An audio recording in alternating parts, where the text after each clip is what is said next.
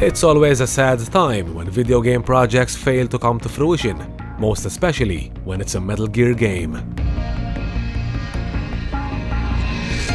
Cloned from the greatest warrior of the 20th century, Solid Snake introduced millions of fans to the Metal Gear series and quickly became one of the most popular characters in gaming history. Bringing the franchise full circle in one epic finale, Metal Gear Solid 4 concluded the story arcs of many crucial characters and also led fans to bid their final farewell to the legendary hero. But what if we told you that we were going to have even more Solid Snake in the form of a parkour-focused origin story? Not so young anymore, eh, Snake? Before we begin, be sure to subscribe to this channel and click the notification bell to stay updated with our latest content. You're watching PythonSelkan.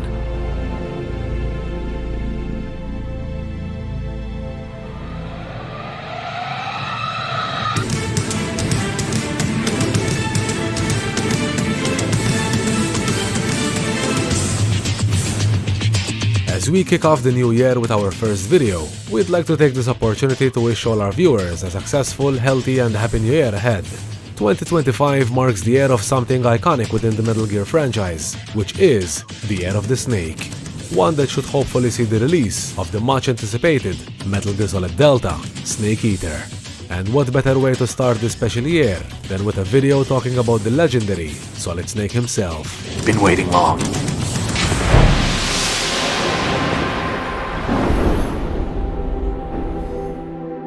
Solid Snake's story may have concluded in MGS4, but as Kojima himself expressed back in 2012, there were more stories to be told about the character. As he particularly stated, "We have not yet finished with Solid Snake, despite the fact that I wanted to let him die at the end of Guns of the Patriots."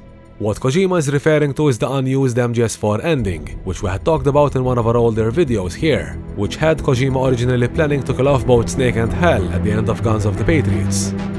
Now, it may have been over a decade since Kojima shared his plans for the character, but the fact remains that there are indeed more stories to be told about Snake's journey, and it appears that at one point in time, Kojima Productions employees even had a project in mind that would revolve around the early years of a young Solid Snake. Mario Levin, former lead sound designer at Kojima Productions Los Angeles, revealed that prior to the closure of the LA studio, team members came together to present a variety of concepts to Konami higher-ups in hopes that they could save the studio. These included a pitch for a new Silent Hill game, a new Contra, a new Bomberman, as well as a new Metal Gear game, which involved a parkour-focused origin story for Solid Snake.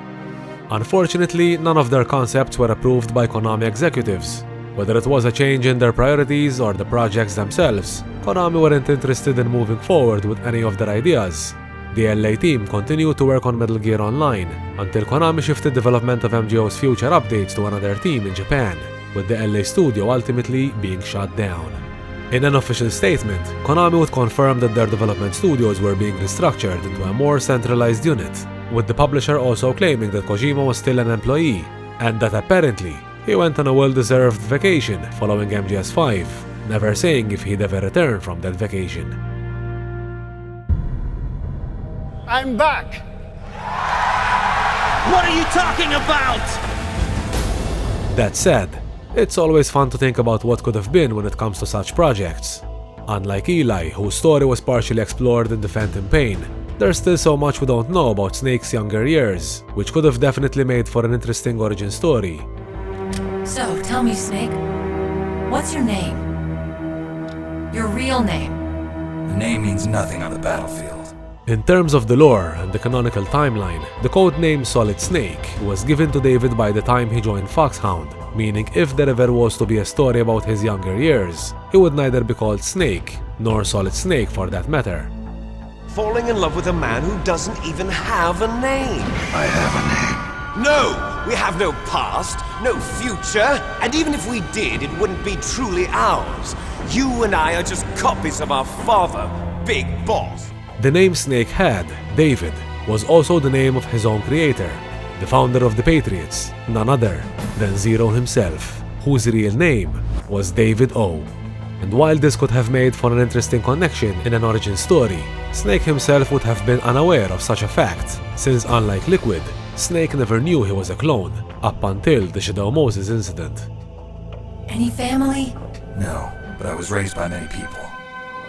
As he tells Meryl in Shadow Moses, Snake was raised by many people growing up, so an origin story could have easily introduced new characters watching over young David, before he ultimately grows up to join Foxhound. What if these people even worked for the Patriots, making sure David lived a normal life out of harm's way, perhaps in a similar fashion to how Rose was ordered to keep her eyes on Raiden, as a spy for the Patriots? Food for thought.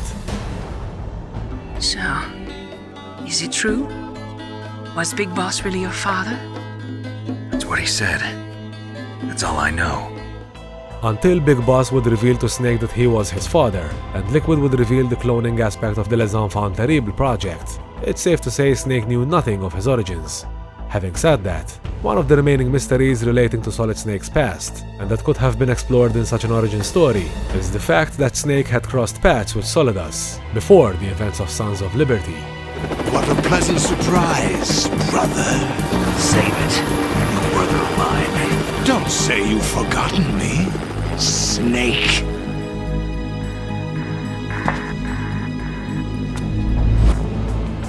This may be one of the coolest scenes in the franchise, but it's also this scene that raised one of the longest asked questions in Metal Gear lore, which is where and how did Snake know Solidus before the events of MGS2? As George Sears, Solidus was the President of the United States during the Shadow Moses incident, and unless the two Snakes could have met during Solidus's days of presidency, their intertwining storylines could have easily been explored in an origin story for Solid Snake. Stop impersonating him!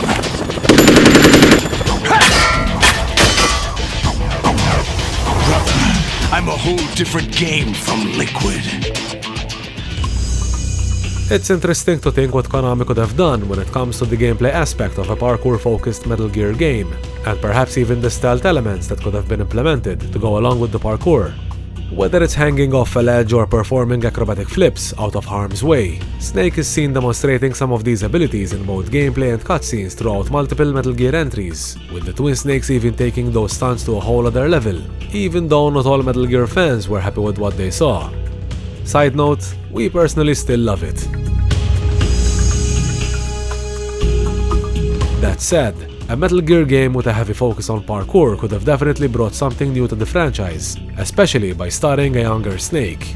Speaking of young Snakes, Eli can even be seen demonstrating such abilities in the Phantom Pain, such as the quick way he's seen climbing over walls, which can even be considered a little tease of the kind of moves his own twin David would have done.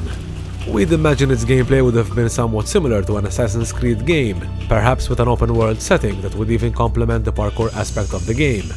This is actually something Kojima initially planned to do during MGS4's concept stage, but had to take a step back and ultimately change his vision due to the PlayStation 3's limitations. However, after Ubisoft released their first Assassin's Creed, Kojima and his team were a little saddened that others managed to achieve what Kojima intended to do in MGS4. With his words being, "I thought Assassin's Creed was brilliant because it really fulfilled the basic concept that MGS4 had at the beginning, how we could go anywhere in the environment, and also we could climb anywhere, run anywhere. And the Metal Gear game which the Los Angeles studio had in mind sounds like it may have been a fresh new attempt at what Kojima once envisioned." And who knows, maybe a parkour-focused Solid Snake game would have also brought upon an interesting full-circle moment with something Kojima had shown in April Fools back in 2008. Hi, this is Jade Raymond, producer of Assassin's Creed. Today, I'd like to announce a brand new chapter in the series. Take a look.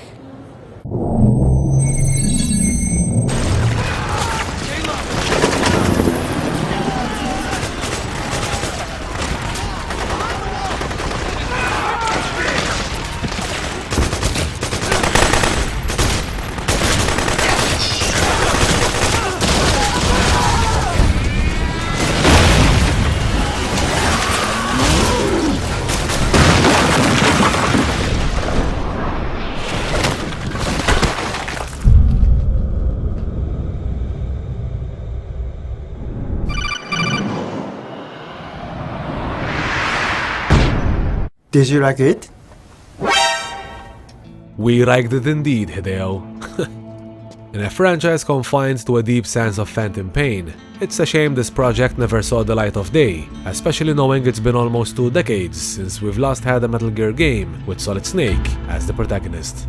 Having said that, the Metal Gear universe is still filled with potential, and with the release of Metal Gear Solid Delta this year, Konami's got the best chance they could ever have to continue the legacy of this beloved franchise. Now's your best chance to slip in unnoticed. And this brings us to the end of our first Metal Gear video this year. What are your thoughts on all this? Do you think a parkour-focused origin story for Solid Snake could have made for a promising Metal Gear game? And if so, which events would you have wanted to see explored from Snake's past?